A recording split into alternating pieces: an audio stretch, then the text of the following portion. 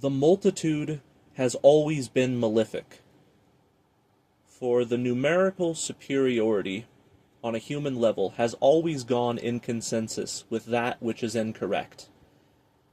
And once the subterfuge enters their mind, due to being poisoned through all five senses on a daily basis, they epitomize themselves based upon that very psychological warfare that belongs to a false dichotomy.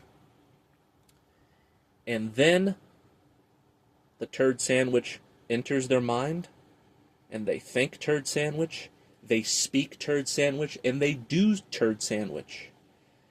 And then we live in a world where when you have the consciousness to see things for what they truly are, you realize that you're in a world filled with liars who have been lied to. And all the while, they go about things as if they are correct, when they're not. This is the problem. It's the illusion of free choice. No matter what religion you subscribe to, what political party, who you vote for, hell, even going, following your animalistic instincts and trying to find sex and trying to find love, that's pretty much determined to statistically not be in your favor in the long run. Everything's rigged in this reality. But the point of this video is to inform you why I suggest to never subscribe to any solution-based narratives and to have zero hope for humanity and zero hope in anything ever getting better within this world. And I'll tell you why. It's because for any improvement to occur within this matrix is actually an impossibility, because it would compromise the very existence of the matrix itself, right? When you read the most genius men and women to have ever lived historically, they all concur that the masses are always wrong, and that the true genius who is in alignment with intelligence is always the vast minority who gets persecuted by the majority, right? For example, if you speak the truth, then people are going to say that you're crazy and call you a conspiracy theorist. People are going to say that you're bound to hellfire, etc., etc. So, no matter where you go in the world, you see that most people have their head so far in the shitter that they've never bared the glory of the light of day. They've never once in their life smelled the rose of Gnosis, because it's not within their capability to do so, because they were not born pneumatics who are one with the pleroma already and therefore are a frequency match to the truth that they will, by way of destiny, discover. Most people are what the Gnostics, as opposed to a pneumatic, refer to as Hiliks, which are an animalistic hive mind agency that behaves according to survival for survival's sake and materialism. They're pretty much very predictable. For example, if they're born into a Muslim household, then they're going to spend their whole lives as a Muslim.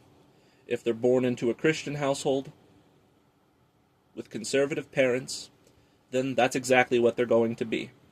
Their whole autobiography is determined by their parentalship and their ancestry. It's basically embedded within their genetics that it's all determined to be in alignment with false dichotomy. Okay?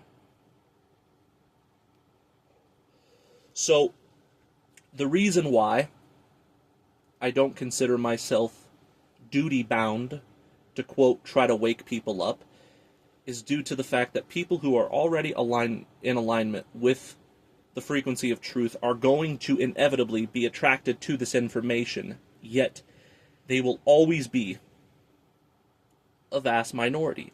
And if you're 3% of the population at best, and you're dealing with the rest of the stupidity of mankind, to have hopes that there is ever going to be anything worthwhile and auspicious in the stead of the hellscape that we find ourselves in is quite literally impossible. Okay? The way I see it is this. Your eyes do not deceive you.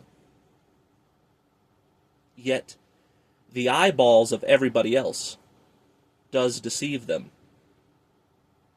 Because they look upon the appearance and they take it at face value and they trust it and they go into consensus with it.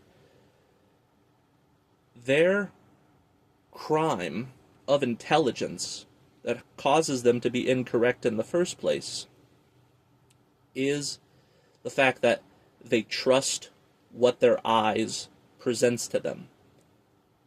But the intelligent person, who is the pneumatic as opposed to the Hilik, who's in alignment with the truth, they are not affirmative, but rather they are negative entirely. So what they see with their eyes, they reject. What they hear with their ears, they reject. The whole sensory apparatus that we call the modern world is to be completely negated. So therefore, the so-called solution is only your non-participation with the lie.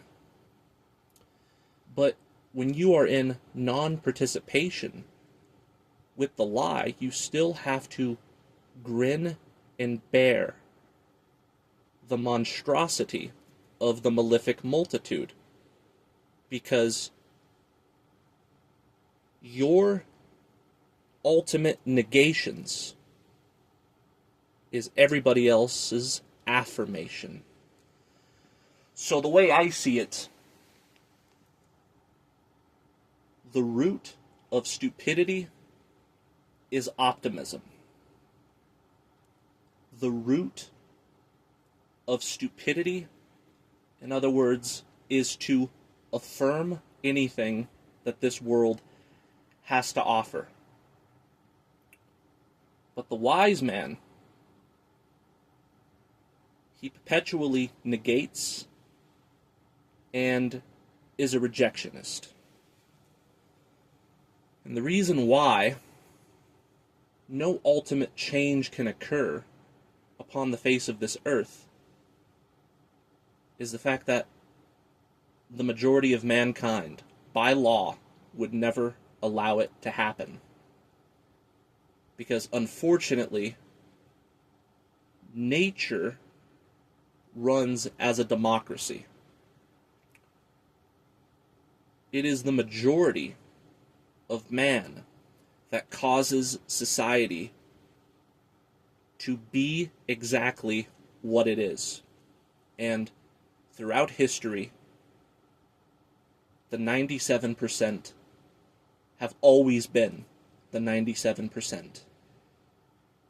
And the 3%ers have always been those who are distressed because of it.